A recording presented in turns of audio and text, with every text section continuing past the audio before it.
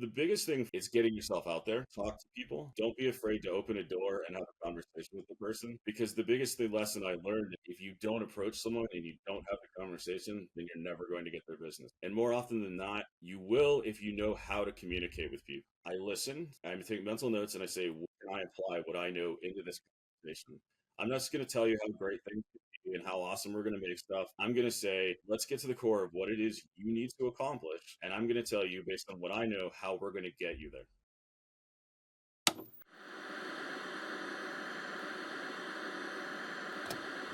Is that much of it? That's not much of a change for you, right? My name is Kerry Kite.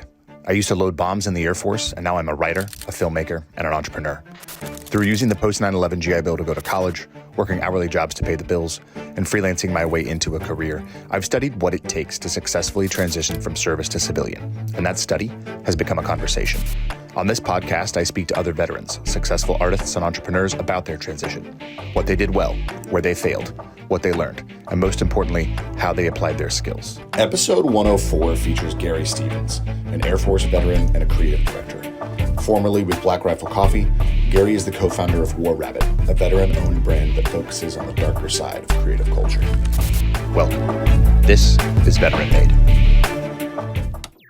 This episode is brought to you by GoPills, a nootropic that gives your brain neurotransmitter support both acutely and over time. Those of us that served in the military, regardless of where we served and in what capacity we served, all came into contact with different chemicals, different percussions, and various elements of our environments that have affected our brain's ability to function. Think about your brain's performance and your mental health right now, yes, but think about your future too. We have so much more control over our long-term health than we realize. Visit GoPills.com and use code VM15 at checkout for 15% off. That's VM15 for 15% off. Give your brain the neurotransmitter support it needs to perform well right now and over time. All right, we are live. Good morning for you, afternoon for me. Gary Stevens, welcome to Veteran Made. Hey, thanks for having me, man. Appreciate it. Absolutely. Stoked to have you. Always happy to have friends of the show on, which is awesome. You know JT and Marty pretty well, and they've both been on the show. Marty a couple of times, and so I'm excited that we got connected, and excited that we're gonna have a chat. Absolutely, man. For those who don't know who you are, do you mind just giving us a brief primer on kind of who you are and where and when you served, and then we'll jump into some creative entrepreneurship questions. Yeah, absolutely. Especially at least for the last 23 years. Went into the Air Force when I was 18. Basic training, had an injury, got reclassed into visual information, and it's kind of been where I've sat for all those years. Spent the last, I want to say 10 years just about at Black Rifle Coffee. And now I'm kind of pursuing my own endeavors. Yeah, awesome. We'll kind of dive into all of that. I'm, on the show, we tend not to dive too much into service stories, but I think with you, it's interesting because you did have the reclass due to injury, and then you went into visual systems and had some kind of interesting journey that really started there, creatively and professionally. Did you have aptitude or interest for, visual design, graphic design, the creative arts like before, and or did you just kind of randomly get reclassed into that field? So prior to the military, I was what you would call like an amateur filmographer. And I was the kind of guy, and I'm going to date myself here a little bit, that would hook up like two VCRs together to edit video. And so I had some knowledge, and I had worked with like Microsoft Paint and a few other things and taken drawing in school. But I kind of joined the military to get away from that, kind of a change of pace and a change of lifestyle. And obviously, serendipitously, I ended up kind of going back into it. What that's curious. What made you want to pivot away? I, as an individual, have been making some, let's say, less than desirable decisions in my personal life, and I needed a course correction. I find that I'm a smart person, but I wasn't making smart decisions. I can relate to that. Yeah. So in terms of getting reclassed into visual systems, what what was it like for you to? I mean, was it like, obviously you had a certain job and got you were classed for a certain job, got injured, so therefore weren't able to do it. And so Big Air Force, much like with my own journey, Big Air Force kind of put you where they needed you.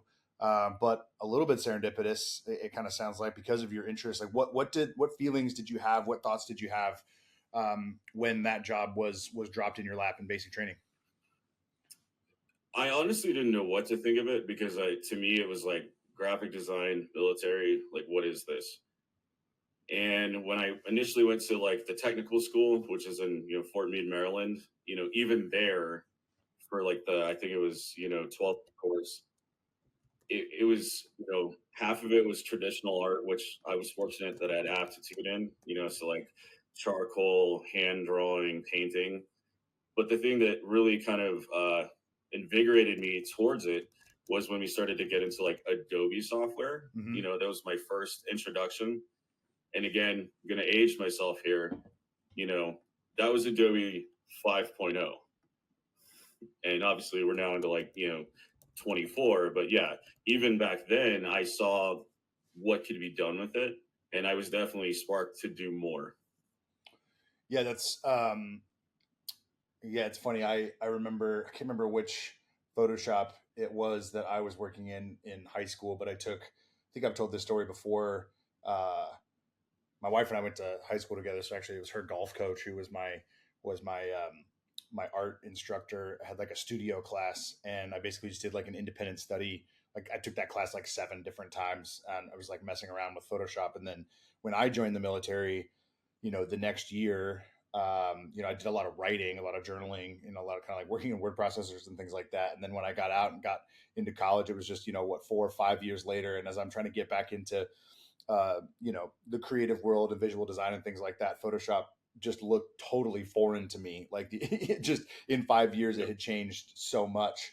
I gather it's got to be really interesting, for you having worked in it for so long to kind of see it iterate each year as you work in, obviously not just Photoshop, but the entire Adobe suite.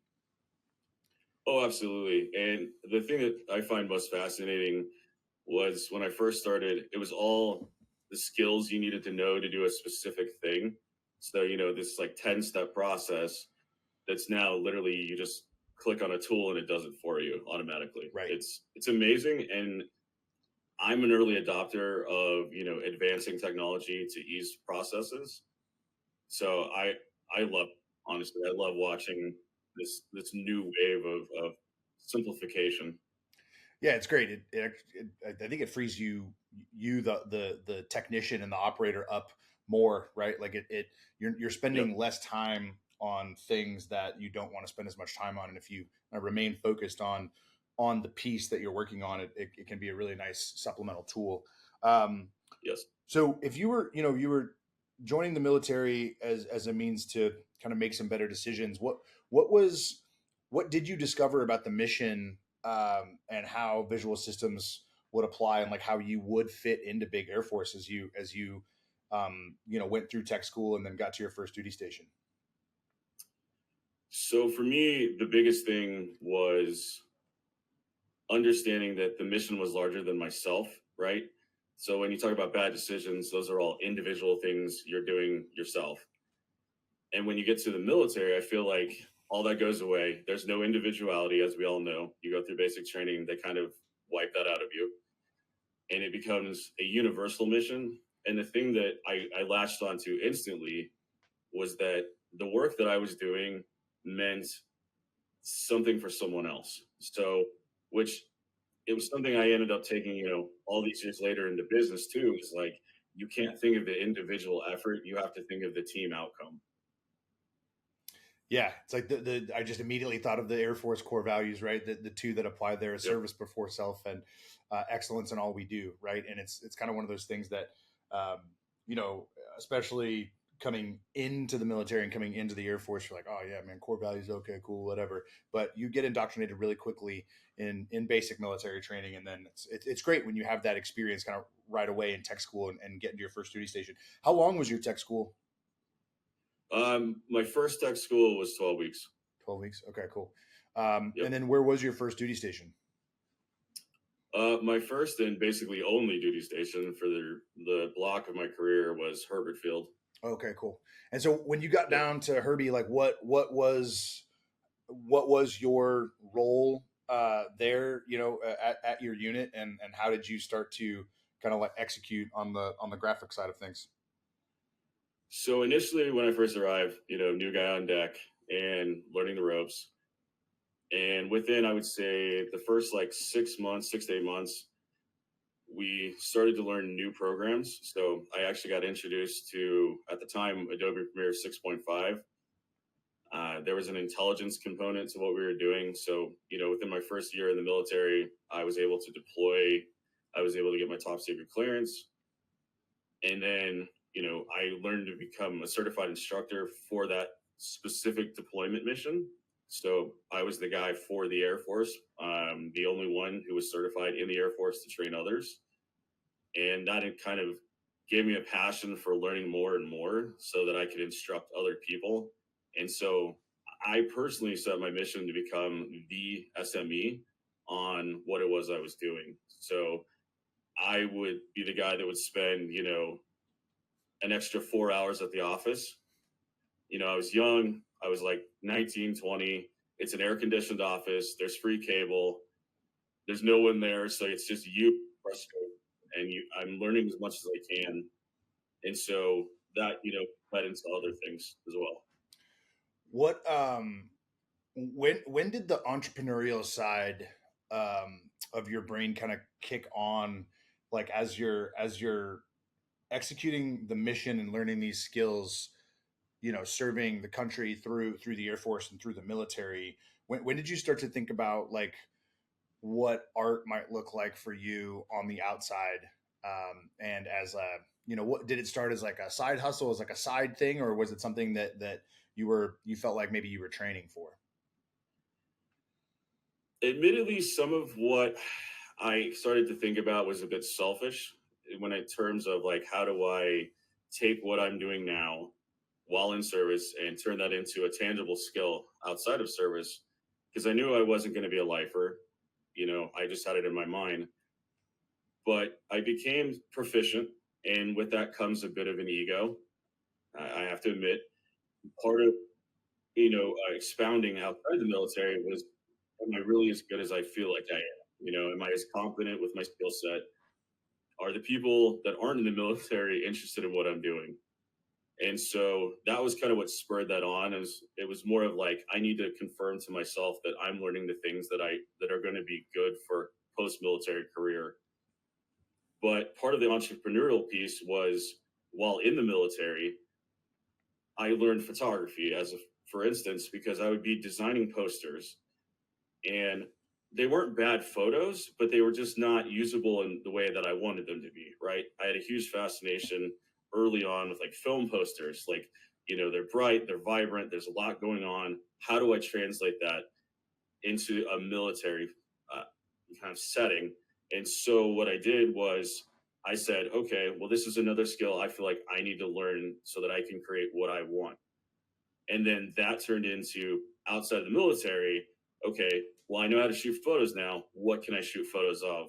And that really spurred on the types of things I shot photos of, because I wanted to have a little bit of, notoriety for being brash and, kind of, I'm the guy that's going to do something different.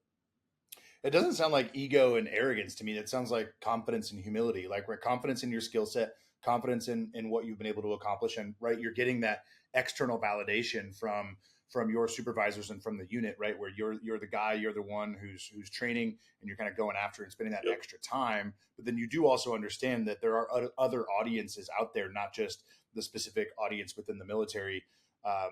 And so then you're pursuing these other supplemental crafts as a means to get better. And I heard you talk about testing yourself, testing your ability, and in that marketplace to verify in fact that you are as kind of good as you think you are. Looking back now, do you see that as arrogance, or do you see that as like humble confidence?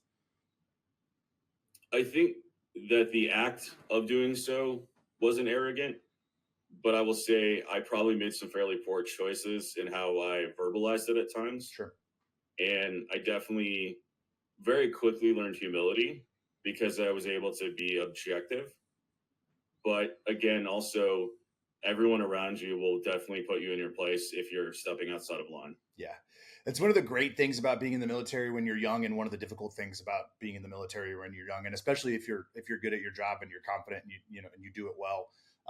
It's a great environment, but a very tough environment to learn those lessons that you're describing. I look back now and I'm very grateful for that environment to learn those lessons because of the parameters set, like not just by the rigid's the wrong word, but kind of the rigid nature of the military, but more about the mission set, right? Like you're with other people that are also going through that same threshold crossing, that same kind of change in themselves. And then you're also around, guys that have already made that have already crossed that threshold, that have already made those changes. And so it's like the rigidity of the structure of the military, but it's also the flexibility of the structure of the military, right? Through Yep. supervisors and through, fellow airmen and all of that stuff. So when did you start in earnest taking photos and designing posters and designing different things kind of like on the side as a creative entrepreneur? What was that first leap that you made to start testing yourself in that way that you were describing? For the most part, I had a lot of friends outside of the military, like photographers, graphic design, and so we would occasionally work on projects. We would do, photo sessions where it'd be like 4 or 5 photographers, and there'd be like a slew of people that would come in and get in front of the camera. And so you could learn how to light better, you could learn how to pose better, learn how to edit better, and we would do some, and we would get together almost nightly in some cases, because we're like, hey, I just want to learn new equipment. And I would say for me, that was around, I'm going to say 2006, 2007. It was around the time I bought my first camera for myself. So after that, it was just off to the races. And then when did you make the transition out of the military and into being a creative entrepreneur full time? I left the military in 2011 and then immediately went into working for myself. At the same time, when I got out, I was also working with another veteran as well, which you've had on the podcast before, Jared Taylor. Yep. So he and I were actively like working on a lot of projects post military. Were you and JT working together when you were in the military? Like, what was the transition? What was the transition like for you from the military to creative entrepreneurship? Like, was there an overlap? Were you doing like obviously you're testing your skills and working with these other photographers and taking photos and doing different designs and things like that. But did you kind of create a runway for yourself where you're taking side gigs and kind of building your business and your brand and your presence while you were still in the military, or yeah, I guess that's the question. So for me, I felt like I did it smartly, and I used my time in the military to build my portfolio, so that when I got out of the service, I already had something ready to go. And so, yes, I will say for about the first 4 to 6 months post service, we did a lot of free work, right? Because you got to take your hits, you got to take your licks, and earn your plate. And if you do well at those things, you start to build, right? You go from like $100 a month, like $1,000 a month to wherever you build to from that point on. And I would say the transition for me was actually pretty short. It was more or less spending about a month finding out what are my tangible skills in the outside world, and then translating that into, okay, what are my customer needs and how can I take what I know and make sure they get what they want. Yeah, that's a really smart way to do it. I'm curious what made you decide to go work for yourself instead of looking for graphic design or creative roles within other organizations. So for me, the biggest reason I've worked for myself, and still to a degree do so today, was because I'm my own limit. So when you work for someone else, you are always going to be at the behest of their left and their right limit. That's not to say they're bad. It just means that that's their limit. And so if there's something you want to learn beyond that, it's on you to do the work and to figure out the task and to figure out the skill. And for me, it's like, well, if I'm going to take the efforts to learn this, selfishly, I'm going to try to figure out a way to profit off of that new knowledge. And so working for myself is to me the best environment to do that, because you stay up till 2 o'clock and learn as much as you want to about video editing or photo editing or shooting movies or whatever it is. And then you are your point of failure or your point of success. How did you get that knowledge kind of so early? Because I mean, there's, you know, yeah. How did you get that knowledge kind of so early in that process? Like, what gave you that inkling to think and operate that way coming out of the military? So for me, it started in the military, because I realized that in the military, it's simple is better, right? It's like whatever's the easiest solution to get to the target. And that also crosses over into creatives, right? You're not always going to be challenged by what you do. And as a person like myself who grew up in sports and pushing myself really hard, I needed that challenge. I needed something for me to like go towards. And so I would go online and I would look at tutorials. I would learn how to do things by exceptional failure. But what you learn through failure is how to succeed better and how to like fail fast and move on. Have you always been somebody who just like you don't judge yourself on that front? You just look at it as an opportunity to learn. Was that an easy thing for you to do? Yes. Yeah. Yes. I don't tend to self judge too often. I actually have a firm belief, and I have my whole life, I don't live with regrets. There is a lesson to be learned from everything you do, even if it's work harder, work smarter. So what did building your business look like? Strategically, like how did you position yourself in the market, and then tactically, like what did you do to actually build your business and build your presence and your brand as a creative? The biggest thing for us, and I say us because when we initially started, it was with Jared and I, and even to this day, it's getting yourself out there, talk to people. Don't be afraid to open a door and have a conversation with the person, because the biggest lesson I learned is that if you don't approach someone and you don't have the conversation, then you're never going to get their business.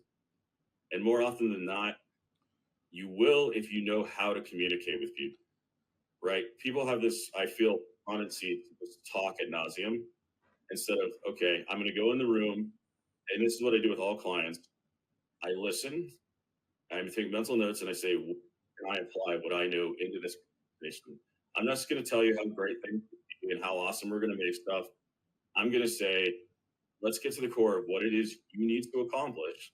And I'm going to tell you, based on what I know, how we're going to get you there. And so my biggest thing with business, personal, and growth was you can make a business off of working with 1,000 people. And that's a great business model if that's how you want to work, right? You do a logo here, a t-shirt there. And if you do it enough, it's a great business model. But for me, I was more about strategic partnerships and long-term business relationships with companies.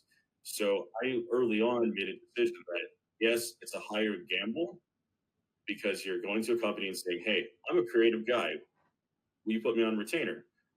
And you'd find that as long as you have a plan to execute long-term and you can get them to buy into that idea and you deliver, of course, then you can make so much more out of like what you're doing as a person and as a professional, because not only do you have the ability to build that relationship, which by the way, you grow, they grow, and as you grow, and you never know, you might have a job at the end of it. They might say, hey, you want to work with us full time, i.e. Black Rifle.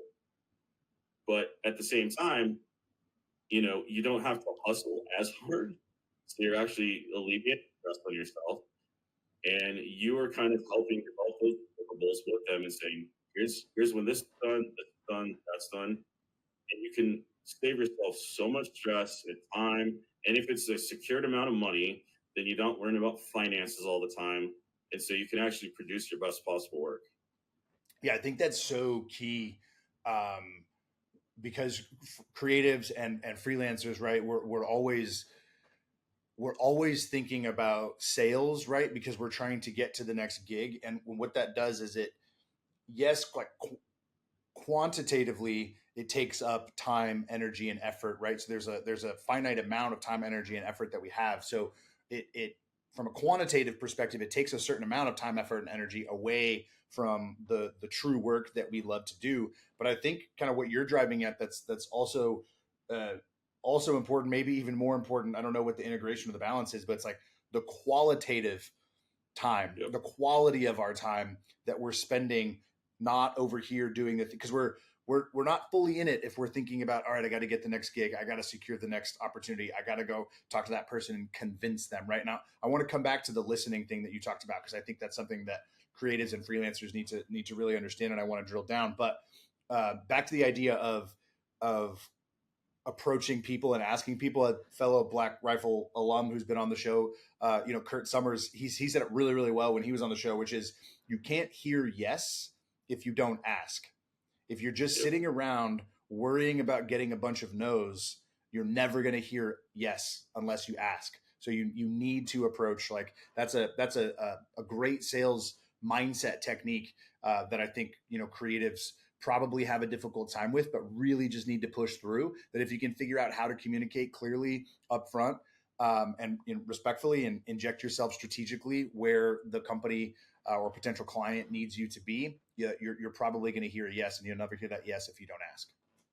Absolutely. Yeah. Where did you learn that idea of? I want to break that philosophy down a little bit more, where you're listening to your client to fully understand exactly what they need, so that they understand, what you offer, you understand what they're asking, and you can both grow together through that creative process. How did you land on that? Was that iterative, or was that something that you learned in the military? Talk to me about that. Yeah, honestly, this is gonna probably sound sappy, but I learned that through friendships and relationships, like early on in life. And then obviously in the military, you learn to be quiet and listen and go, okay, hey, we got a mission. What can I add to this? And then, later on, we've all had the term active listening, right? And that's pretty much what this is. It's going, okay, yeah, when somebody comes to you, they're going to say a lot of things. You have to be able to distill it down to the 10% truth, remove the 90% emotion, and go, okay, here's what you absolutely, this is what I can solve for you because these are the needs of whatever the problem is that needs to be solved. And actually, even at Black Rifle, we had a leader there one time, and he referred to it as removing the chaff, right? He was a former Marine Corps. I think he was a MARSOC guy, and he basically said, like, he was in the training department, and that's what he would do. He'd have students come in every day. You know how that is. They're angry, they're young, they're hungry. And he said 90% of what those kids say, they're just tired and worn out. And I've got to take 90% of whatever it is they're saying and go, okay, that's not important. But what is the 10% that I can help you with? Yeah, I don't think that's sappy at all. For what it's worth, and I actually think that's another thing that creatives and freelancers need to understand is that there we tend to separate our professional relationships and our personal relationships in ways that I think are unfair both to ourselves and our friends and our potential vendors and clients in those professional relationships.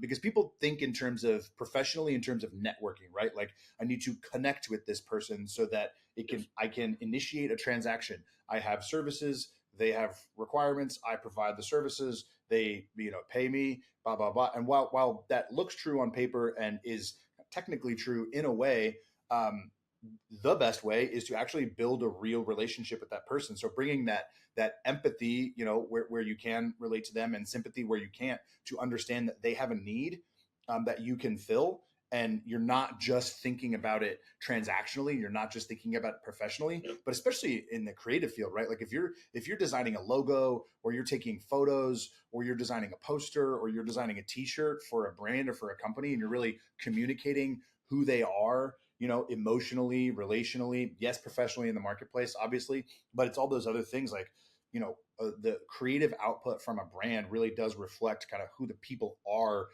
both within that organization and kind of who their avatar is, who their consumer is that they're selling to, right? And that's a very, very real relationship. I think Black Rifle is a great example of that. Yeah, and it's not like it's a dispassionate thing. It's just a distillation of a process, just narrowing it down to focus on getting to the core of whatever it is. Yeah, what's necessary, what's appropriate, and kind of how do we move forward. Yep. What was it like? How did you get in touch with? I mean, obviously you're in touch with JT and kind of working with him, but what was the journey into Black Rifle like for you? So for me, it started in 2014.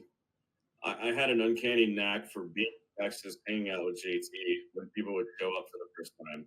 I was there the first time like Matt Bass showed up, and they had met through, which seems to be a ground for these guys is Facebook, right? Hey, I posted a video. I want to talk to you and hang out. Again, what we talked about earlier, knock down the door and say, hey, let's talk.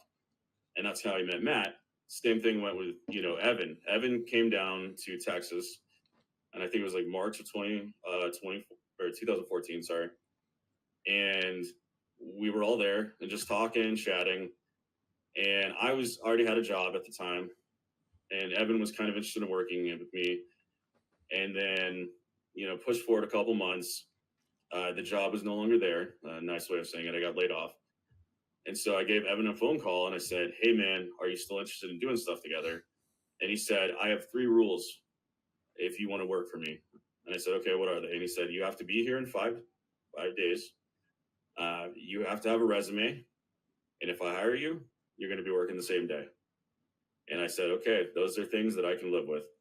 So I got in a car. I was there 3 days later. I interviewed and I started working that afternoon. And so I started off as a general contractor for him. So just graphic design, whatever he needed. And that was pretty much the situation for the first like 2.5 years. And then I got a call, I want to say December of 2016. And he's like, hey, dude, we're going to consolidate a few things. You want to come in full time? And so I made the effort to drive out to Utah for like 6 months back and forth from Colorado Springs to Salt Lake City. And I'm finally moved out here in 2017. What kinds of things were you working on and designing in those early days? I mean, that was obviously the very beginning of the company, which had to have been super exciting. But like, what kind of things were you designing and working on? What was the workflow like for you? What was the output like for you? How much were you enjoying kind of like being in that arena where there's military adjacent, right? But you're kind of still in the civilian world and serving a consumer. Obviously a growing consumer base at that time. Like, what was the output and workflow like for you? The best way I can put it is like, being spoon fed with a fire hose, right? We've all heard that phrase before.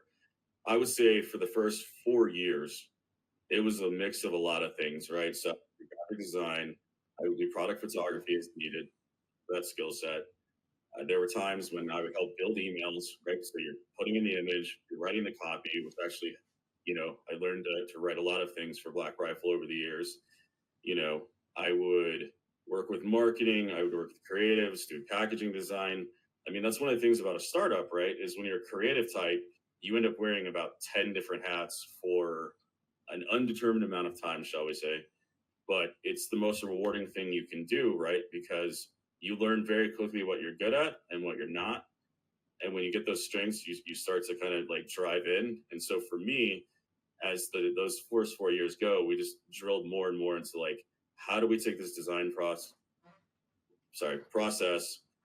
refine it, make it better, and add more people to it as the company grows. Yeah, there's a certain kind of person that thrives in that. It's my favorite thing about being in creative services industry and specifically being on the production side as an EP is having a really good understanding of how each part of the process works, how each department works, so to speak. What certain people are capable of, what certain people aren't capable of, what I'm capable of, what I'm not capable of, and really learning to kind of move through that process. I mean, and for me, I applied it from the flight line, right? Loading bombs on fighters. I look at creative services, and as I'm working with designers and creative directors and photographers and directors of photography and directors and writers, but then also writing some myself and directing some, it's like, okay, well, there's avionics, there's crew chiefs, there's weapons, there's engines, there's air to ground equipment, there's all these different departments that need to work in tandem, sometimes overlap, sometimes step out of the way and let somebody else do something, to get that bird loaded, to get that bird in the air so they can drop those bombs, come back Winchester and kind of do it again. And it takes a certain kind of person. That's why I do think those of us with military experience really do thrive in these kinds of environments where you have to wear multiple hats, because there is no like it's not my job mentality. There's a, oh, Yep. here's what I'm good at, here's what I know well, but also how can I get my hands dirty and help you where you need help. Yeah, and I think the other thing for me is, and I'll just admit, I have ADD, right? And so when you are given a long time, your brain is just going to wander and it's going to go through 1,000 different scenarios, right? But if you're constantly inundated and you're constantly having to like find solutions, it really helps you mentally, if you struggle with something like that, to really define like how your process works to go, okay, I have to just come up with a solution now, and I have to know what works now. And so you're just you're solving like problem after problem to problem, and it's great because you feel more accomplished in that sense. So that like you strive in chaos. Yeah, absolutely. And you get, you get a variety of work, right? Like creatives are, we're famous for being like, oh, I want to go focus on this one thing. And then you just find yourself focusing on this one thing and you get bored. And then you're like, oh, I wish I could Yep. be working on this other thing. But then you kind of get in one of those chaotic environments and it can get overwhelming. So what was it like for you to learn some of those new skills? Writing copy, email copy is different than social caption copy, which is different than headline copy, which is like different than all these other things. Did your kind of interest in moving from project to project and thing to thing help you learn those new skills and apply those new skills? I think a lot of it was, as veterans, we often tend to go towards like dark humor, right? Right.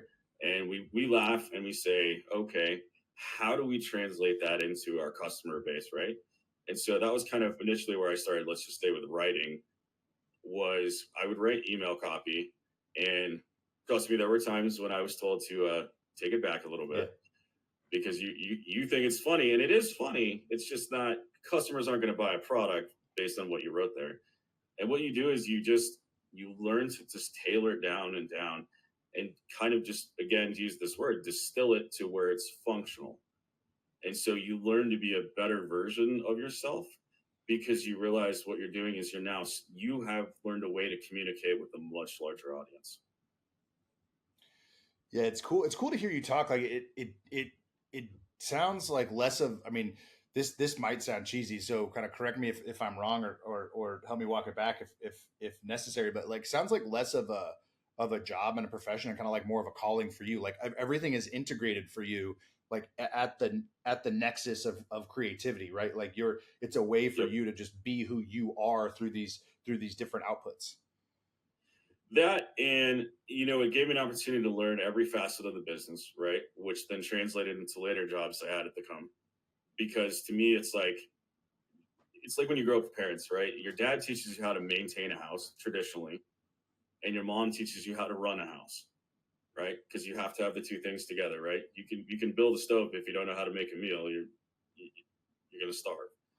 Uh, and it's kind of the same philosophy when it comes to business in my mind, because if you don't know how, you don't have to know that person's job verbatim, but you need to know what that person does. And doing this allowed me to have that complete functionality and that complete kind of well-rounded view. Yeah, so that's a good segue into one of the other things that I wanted to ask you about, which is, you know, I I work in more traditional advertising and marketing, right?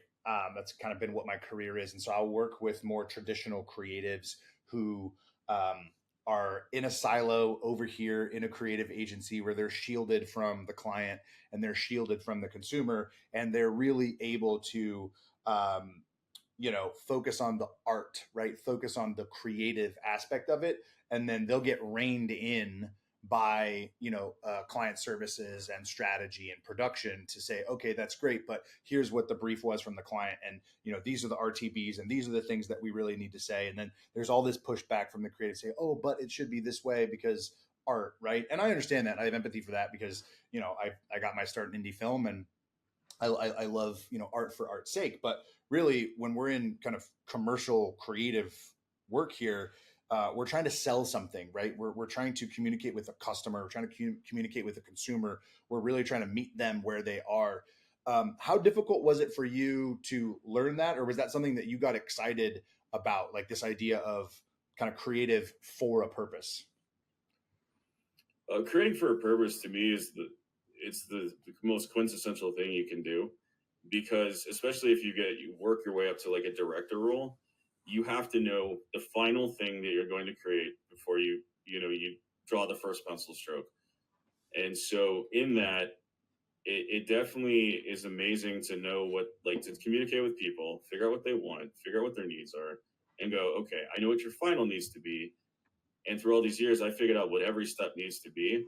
And it's not really performative, but it's definitely like it's reaffirming that you still understand the steps. And as you grow as a creative and a professional, those steps should get faster, tighter, smaller, and quicker turnarounds. And that interplay with the customer, where they're telling you exactly what they want, and yes, you're delivering it. It's a feeling like no other. Yeah, it's back to what you were saying to open up the conversation, right? It's how do I get you what you want, and more importantly, how do I get you what you need, and how do we work Mm-hmm. together to better understand that, right? Like I'm sure the consumer profile of the Black Rifle customer, has changed in the last 10 years. It is iterated based on a lot of the work that you and others did, creatively, whether it was, product design, like package design and t-shirt design, or whether it was the content on social and all these other things. But like, it's an iterative process. You're working with the other stakeholders within the organization, but you're also really working with that consumer to kind of find it together. Like, who are we as a community? Who are we as kind of consumers of Black Rifle Coffee? And how do we get you the best package design, piece of social content, whatever? Yep. Yeah. So, what I'd love to kind of move into what you're up to now, and what the journey has been like to come back to owning your own business, owning and operating, your own business on the creative services side of things. So what are you up to now, and how are you proceeding? So yeah, after you work for a company for 10 years, it's not a negative. It just is what it is. Like, it just, you have to do a lot of things. And so the first thing I did when I got out was just take a break. Right, I took about a month off, spent some time with my kids, just kind of like refreshed, recuperated. And the first thing I said was, okay, what do I do next? Right? Do I want a traditional job? Do I want to work for myself? And while none of those are out of the equation, the idea of working for myself again was just, it was too good to be true. And so one of the things I did was I called up JT and I said, hey man, I've got this idea. What do you think? And the idea was for this thing called War Robot, or no, sorry, War Rabbit. Sorry. And the reality is, it's another veteran T-shirt company, right? But at the same time, it's not meant to be this big thing. It's not meant to change lives. It's meant just to be a fun thing that a bunch of veterans do together. And realistically, when you hang around Soft enough and you hang around those guys, you realize that you all have a lot of similarities, right? I'm not Soft, okay? But I definitely am friends with a lot of those guys, and we have a lot of similarities in like our mentality, our way forward, what we did in our youth, right? And a lot of that has to do with the music we listen to, the hobbies we have, like skateboarding, and just personality wise, right? And we wanted to say, how can we put that out there? And so one of the things we're going to do is like art prints, we're going to do apparel, stickers, which by the way, everybody does, but it's just meant to be kind of this fun thing, and just that be that. Yeah, I think it's cool, right? Because there are lots of veteran t-shirt companies out there, right? Like, that's the joke, right? The joke is, last thing our community needs is another podcast, another coffee company, another t-shirt company. But I like the angle of, this is made by veterans. It's veteran owned and veteran operated and veteran created. But it's not necessarily kind of going after that very specific, veteran content, right? It's just, we all just happen to be creatives who make things and have these interests, kind of across these different, civilian sector, civilian side interests. Yeah, and we're not taking inspiration directly from our veteran heritage, right? There will be things that are military themed, but that's not the totality of it, right? We're just here to go, okay, well, hey, we like heavy metal, right? So let's do something heavy metal related. Yeah, it's a tough balance, right? To think about, like, because there's so much beautiful iconography in military heritage, right? Like, across different branches, across different MOSs, and across the SOF and intelligence world. and across all these, the aviation and all these different things. It's cool, and it's a really interesting opportunity to have that inform the work that you're doing, but not necessarily be that front and center recreation. Which, by the way, it's great that Black Rifle does that with their T-shirts, right, and with their package design on the coffee. And it's great that Nine Line does that, and Grunt Style does that, and Triple Nickel does that. Like, it's great that those things that they exist, but it has then created this other vacuum, this other opportunity for folks like you to come in and say, all right, we're going to take that heritage, we're going to spin it a little bit, and focus less on it. Yes. Yeah. Yeah. And even, like at Black Rifle, as a for instance, when we would do like our exclusive coffee, right? That was like the most rewarding work you could do, because that was where we said, okay, this isn't just veteran-centric or veteran-centric. There we go. There's a way to say it. You could just be as creative as you want to be. Yeah, no doubt. I love it. So what stage is War Rabbit at? What are you gonna? Are you launching? What are you launching with? Like, what's the approach? So JT and I picked our first shirt, and so what we're looking to do is launch it around Labor Day. Cool. So it gives us a little bit of time to kind of put it out there, see what people think. I think JT is going to be wearing it pretty soon on the podcast, so people can kind of preview what it looks like. And that's kind of how it's going to go. We're going to put out one thing, see how it goes, and then put out more as we move along. We've got about 5 to 10 designs, like pre-built, ready to go. Again, we just kind of want to see what people's interest is, and we've got a lot of different things inspired by a lot of things from our youth. Yeah. Are you doing any other freelance work or other side projects as well as you're doing that? I am. I've got a few things working right now. I've got several rebranding projects for a few different companies, but you know how NDAs work. Yeah. No, not necessarily asking you to go into details. Just kind of curious what it's like for you on the operational side to be back freelance again, back kind of owning your owning set of projects. Like, are you enjoying working for different clients and having that variety? I am, because what now I'm able to do is take what I've learned over the last 23 years and apply it to the next 23. So now it's more or less taking what I've done and going, how do I let other people get that notch in their belt? Yeah, I love it. Very cool. Well, I think that's as good a place as any to kind of wrap things up here. Where can folks find you on social? Where can they find your portfolio? Where do you want to drive traffic? Well, honestly, man, Instagram is probably the best place to find me, and I'm under my own name, Gary Stevens Art, I think it is. I'm on LinkedIn for what that's worth, again, under my own name. Cool. But yeah, I will have more out in the next few months. We'll have our website up, obviously, right before the launch, so people can actually buy things. But yeah, awesome. Well, yeah, this will go live next week. So I primarily post on Instagram and LinkedIn, so I'll tag you there and collaborate there.